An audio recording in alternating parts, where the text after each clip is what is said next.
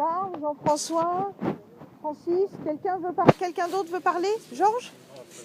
Non, tu veux pas, non. Tu veux plus nous parler, toi. Ça y est, c'est fini. Allez, Jean-François. 2 secondes. Je voudrais m'exprimer ici au nom du Parti Socialiste en tant que directeur de la campagne de Benoît Hamon.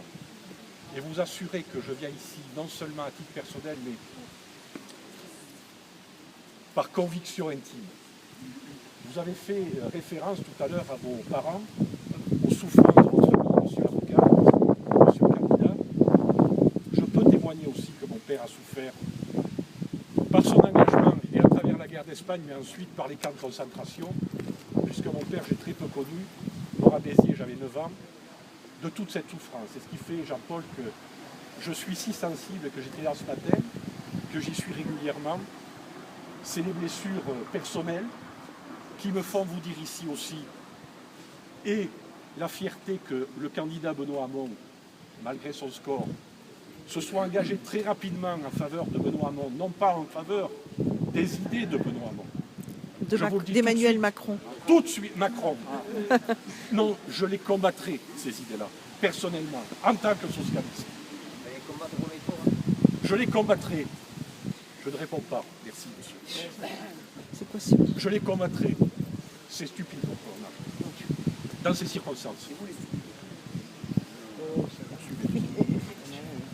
Mais je suis content d'être ici et de témoigner et de mon engagement personnel et de l'engagement du candidat contre ce personnage, contre ses idées, contre tout ce qu'il représente. Le Pen n'a pas sa place, Le Pen, et pas par son prénom. Arrêtons de la désigner par son prénom. J'ai appris ça en tant que secrétaire fédéral à la formation, avec un enseignant qui m'a dit « Quelle familiarité avons-nous » Non, elle ne s'appelle pas Machine, elle s'appelle Madame Le Pen.